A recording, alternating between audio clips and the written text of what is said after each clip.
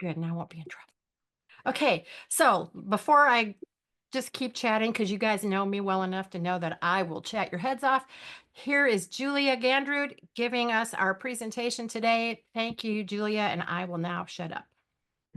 Thank you, Linda. I'm glad that you are the one who presented that because you are a romance writer, you teach romance, and the heroine's journey comes up a lot in romance. So that's pretty exciting. I am going to share my screen. Um, and any questions, because it's so much content, any questions would be better if they were in the chat. I'll try to get to them at the end, and we will see how that goes. It might be a lot of content. Okay, here we go. So the meeting is being recorded. I'm Julia Gandrud. I'm a Fictionary story coach and editor, like most of you here. I am fascinated by story structure. Um, I was introduced to the heroine's journey as an archetype by the author Gail Carriger. And this book that you see on there, I highly recommend as a resource.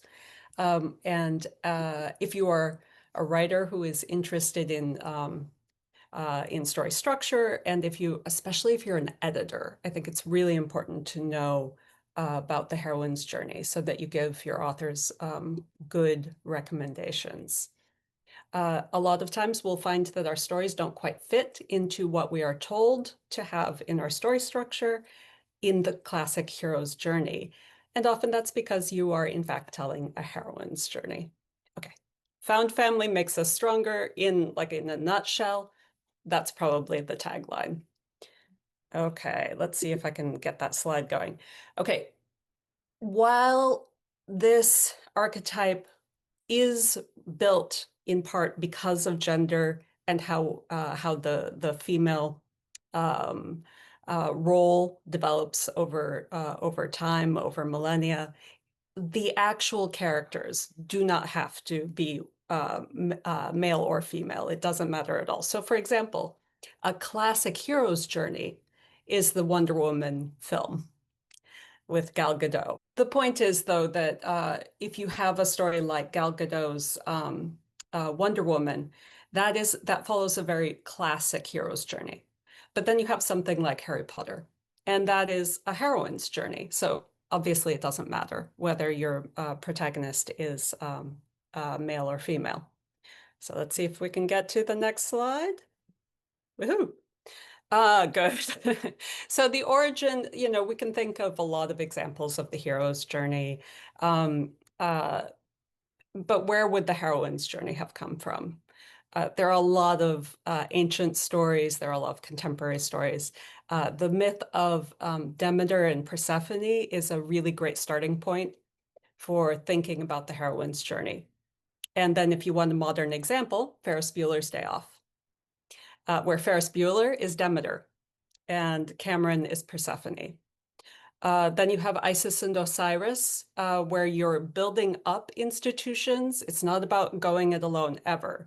It's about creating society, fighting death, but more in a protection sense, protecting the people you care about. So Doctor Who is a little bit of a mix, but in each actual episode, the episode itself tends to be a classic heroine's journey.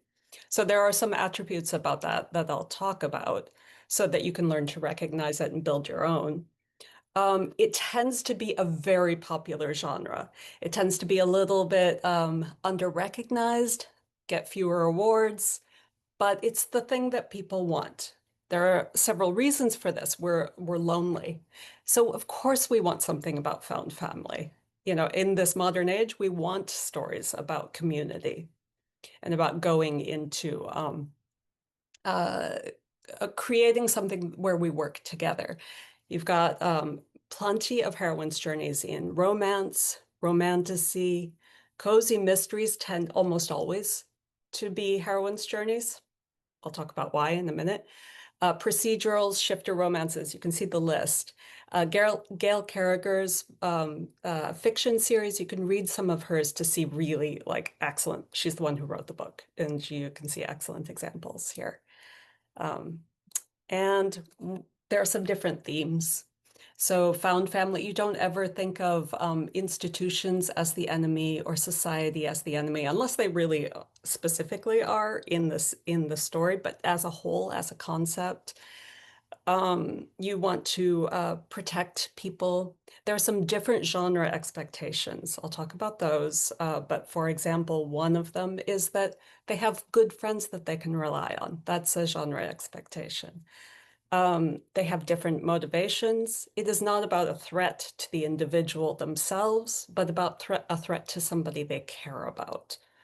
There are some different plot beats as well, specifically around the inciting incident and the climax. So we know that those two mirror each other, so that's not a surprise. There are some different payoffs, less about revenge, more about compromise. Let's see. All right, so here's a classic hero's journey. The Lion King, he receives aid from a mentor, semi-divine birth, the special one, like we start to think of these as cliches because it was so shoved down our throats, almost forced. So if you feel like you're forcing your story to fit into the hero's journey, it might not be a hero's journey, and it might feel forced in the end. He refuses the call. The heroine doesn't refuse the call. That's an important difference. He abandons his community voluntarily. The heroine does not voluntarily abandon her community. He's tempted, distracted, encounters many obstacles. Okay, that's in common. He visits the underworld. That also is in common. He wins smaller victories, retrieves a boon. That's not in common. The hero is committed. The hero is honored. He receives glory, but also isolation. That is not in common necessarily. It could be. And again, all of these are tricks, not rules. You don't have to think of them as your story must fit all of the heroine's journey in order to be a heroine's journey. It can be a mix of those things. So, but often in a heroine's journey, if you think about Harry Potter is a good example, because if you think about the ending of that, he's not the one who kills Voldemort, right? He's allowed to have somebody else do the main action. Does he say, no, I don't want to go to Hogwarts? No, he does not. He is thrilled to go to Hogwarts. As soon as he gets that invitation, he runs toward it because isolation is deadly. That's the main thing about a heroine's journey. You want that to build that. So here are the structural differences. Again, she doesn't refuse the call to action. She leaps in to protect. Success is shared with found family.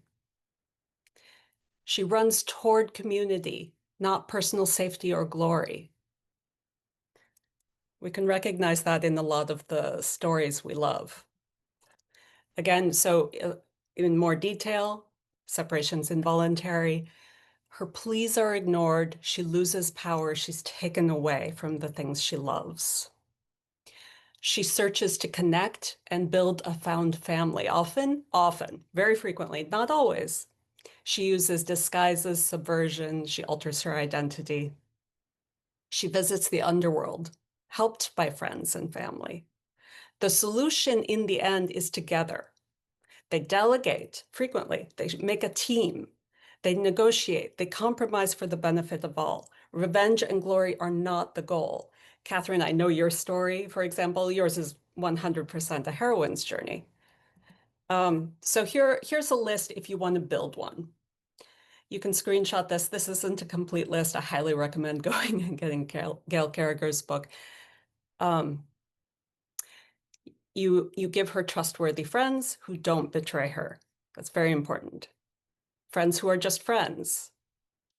If there's an oracle, she tends to believe them, and she can without being betrayed. You can let her be sexy and romantic because she's in her body. She always joins a group or a tribe. The villain threatens her tribe. Often the villain is on a hero's journey. So if you're writing your villain, think about that. Think about how they might be on their own hero's journey. It's just not a helpful one. The victory is redemption and compromise, not punishment. You focus on giving really good sidekicks and give them good lines, interactions, lots of dialogue. Share the glory. Let there be a Neville. Let somebody else carry the day once in a while. Okay, so this is my favorite heroine's journey. Ocean's 11. First, the inciting incident, as often happens, happens before the film, before the story begins. So Danny Ocean, he's in prison. It was all involuntary. His wife has left him. He leaves prison. What's the first thing he does? He builds a team. He creates other people with different, well-respected skills. And then we'll get to why he does this. It seems at the beginning like he's going to do it for revenge against Benedict, who is now with his wife, but that's not why he's doing it, which is beautiful. So this is why he's doing it. She is Persephone. He is Demeter. He's rescuing her from the underworld, and Benedict is Hades. He's rescuing her from the underworld, but he's not forcing it on her. He does all of this so he can give her a choice. So he creates all of this plot in order to give the choice to another character. That's pretty powerful. Okay, so back to the plot point 2. He's going into the underworld.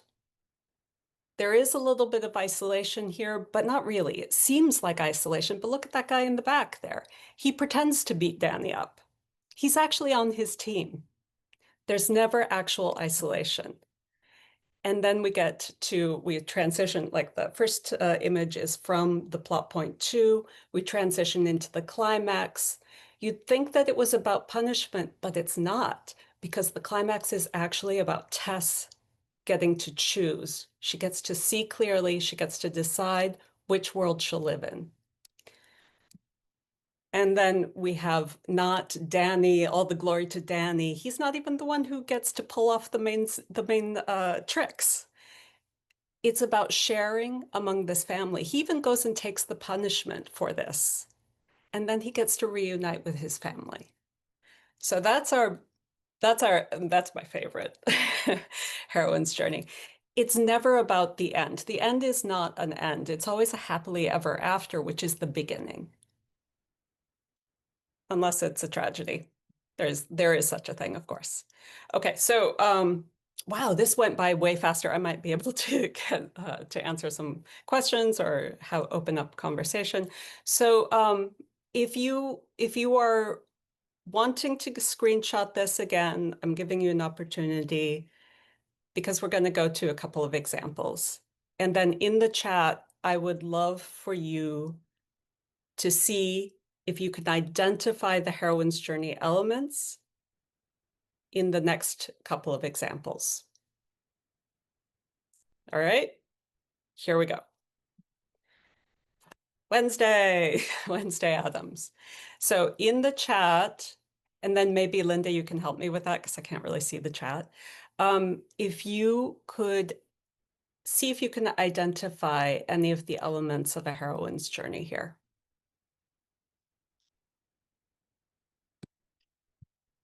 See if we're getting any thoughts. Yay, Ocean's 11. Found family, 100%. Yeah. Her friends don't betray her. Great. Yes. It looks like she's going towards community. Yeah, she's building community. She's taken away. Oops, I'm giving away some of the answers. Anybody else have any thoughts? If you've seen it. Okay, spoilers. Sidekick, yes. That is a big one. That in both seasons, that's a big one. Okay, so some of you haven't seen it. That's fine. I recommend watching it as a heroine's journey. She goes into the underworld. Great. And as you can see in that last image, Enid all covered with blood, Wednesday doesn't always have to be the victor. And if you look at season 2 is even more explicitly about how painful, how hurtful it is when she tries to do things alone. Yeah, the show is called Wednesday and it is on Netflix. All right, so let's go to the next slide. Okay, here's the story that everybody talks about. Um, there are loads of elements of the hero's journey in here. It's almost heavy-handed. He literally rewrote it to fit into Joseph Campbell's hero's journey. And for the most part, it does. But you can feel a little bit that it's both. You can feel sometimes how forced it is. For example, if somebody handed you the opportunity to become a Jedi and go rescue the princess, is your first thought, I want to go work on droids on the farm? Or is your first thought, yeah, let's go do that? Okay, so in some ways it feels forced. I personally don't believe that beginning. I watch it and I'm like, no, Luke wouldn't do that. He wants to go explore. He wants to join this newfound family, right? So there are elements of both in most stories. And sometimes if you make it too forced, it feels too forced. Okay, we're talking about Wednesday. I love Wednesday. Um, yeah. Luke and family, community. Look at them in the end with all of their awards. They're all sharing that. Um, you have Han Solo. He's totally a heroine. That's why we all love him so much. Well, I'm speaking for others. I love Han Solo. I think he's pretty great. All right, so, and then I think this might be my last slide. All right, again, mixing the heroine's journey with the hero's journey can be a wonderful recipe for success. And he doesn't always have to be the villain. Sometimes the hero is the villain, but in this situation, the hero is forced to be saved by his community. So we've got Wesley pretending to be the dread pirate Roberts. You know, I'm all by myself. But he didn't even do it for that reason. Like he did it because he wanted to be with her. He went on his hero's journey in order to be with Princess Buttercup. Um, and then when he's there, they won't let him stay in his hero's journey anymore. We have Andre the Giant, we have Inigo Montoya, they reclaim him. And that's a common thing that happens in a heroine's journey, is that the hero is reclaimed. So you can build that in if you want to. All right. I think that is it. I really thought this would take too long. So I'm going to stop the share. And then if we want to open it up for a little bit of conversation, if anybody wants to,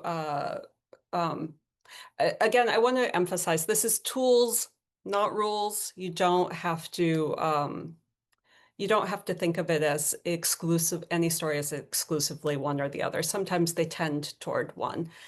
Okay. So, Alex, you asked about The Lord of the Rings, more heroine since it's community driven. Yes, and then you'll find some of the characters in The Lord of the Rings might themselves be on the kind of hero's journey.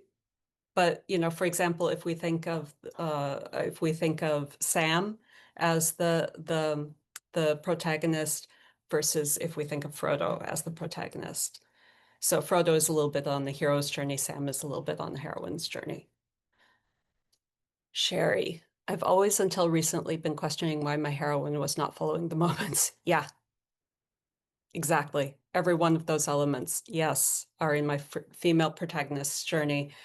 As a combined protagonist, her brother follows through the hero's journey. Oh, good, good. This is wonderful. So, I mean, that's very common. And when you find yourself saying, no, they have to reject the call to action. If you see that in your own plotting or in your own story thinking, then that might be a sign that they don't have to do that. If you're at a climax scene and you're thinking, no, my heroine has to be the one who, or my protagonist has to be the one who accomplishes the big thing. Um, they do have to be active. Yeah, they have to be proactive for sure, but they don't have to be the one who pulls it off. Like Harry Potter in the last movie of the series is very active, but he's not the one who pulls it off. Often people, okay, I think even like J.K. Rowling, you can see signs in people's stories. As an editor, especially, you can see signs of people forcing their story a little bit. And it's so helpful if you can help them realize they don't have to do that. Like, if it feels a little bit contrived, then try to point them toward other examples of the heroine's journey. Let's see, Lord of the Rings, more heroine, yeah. Okay, tools, not rules. Yeah, I took that from somebody else. I can't remember who. Summarize Demeter and Persephone. Yes. So Persephone is a little bit rebellious. She's annoyed with Demeter. She is either tricked or willingly goes into the underworld, depends on the version. While she is there, Demeter's heart is broken, and she's the goddess of the hearth, not of the hearth, of harvest. And so winter comes, and she punishes humankind, not intentionally. When she gets the other gods of Mount Olympus to help her figure out what happened to her daughter, then she goes to the underworld. She rescues Persephone, but Persephone has eaten the pomegranate seed, so she has to go back. That's why winter happens every year in that story. That doesn't have to be there, but the idea of it is that the end is a compromise. That it doesn't have to be revenge, success, total glory. It's about trying to protect the people you love. So when you think about Ferris Bueller's Day Off, Ferris Bueller takes his day off. He's got community who loves him. He takes his day off away from that because he knows he has to rescue Cameron. Like, we think of it as like he just wants to have a good time. Probably true. That is his personality type. He's an Enneagram 7, but a very well-balanced one. And he cares, and he's willing to go into the depths. Cameron he's gone to the underworld, his father being Hades. The whole movie is about trying to help Cameron have a good day and be himself. Cameron gets there. The climax is not Ferris's. And Ferris, by the way, is helped by his sister at the very end. Okay, so that's also a really great heroine's journey. A more gray outcome, yeah, it can be. A shifter romance is lots of werewolves and things. So Gail Carriger writes some amazing shifter romances. Yeah, and Bert, you're totally right. They all have happily ever after. They are funny, yeah. Humor is often an element of a heroine's journey. There can be taking yourself less seriously. It doesn't feel like the goal isn't selfish. The theme isn't selfish. It isn't about necessarily the self and only the self. That can come into it, but it tends to be about community. Whether it has a gray ending or not, I mean, a hero's journey can have a gray ending as well, so it's not distinctive. Is Cameron the protagonist? I mean, you could argue that. I'm blanking on his name right now. The filmmaker of Ferris Bueller's Day Off. He said that Cameron was the protagonist. I'm not sure. Personally, when I watch it, I'm not sure that Cameron is the protagonist. I think Ferris is. But the filmmaker intended Cameron to be the protagonist, so go with what you want. Yeah, totally. Rewatch Ferris Bueller's Day Off. your creature feature books if they're a heroine's journey and people. John Hughes, yeah, thank you. Thank you. Awesome. Bert, do you want to talk more about the creature feature? Do you want to come off mute and talk about that?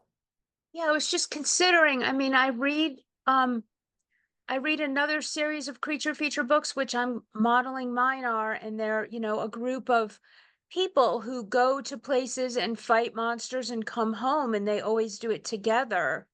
And I'm wondering if that makes it an element of a heroine's journey. I never thought about it before until because I'm going to be plotting that whole series soon, and I'm wondering if I should take another look. I was just plotting it as a straight horror novel, which when I do my horror series here in a few weeks, everyone can take a look at that. But I'm wondering if I should also take another look at this Gail Carriger book as Yeah. another layer of plotting, since it's going to be a group of characters always going out and finding a monster.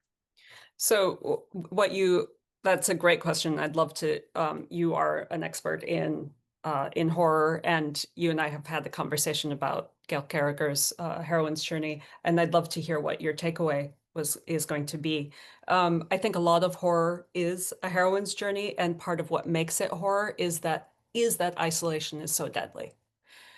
And that often, like the survival, if you look at Maplethorpe, which is Cherry Priest's retelling of the Lizzie Borden story, she saves her town, she saves her family, but at the cost of everything.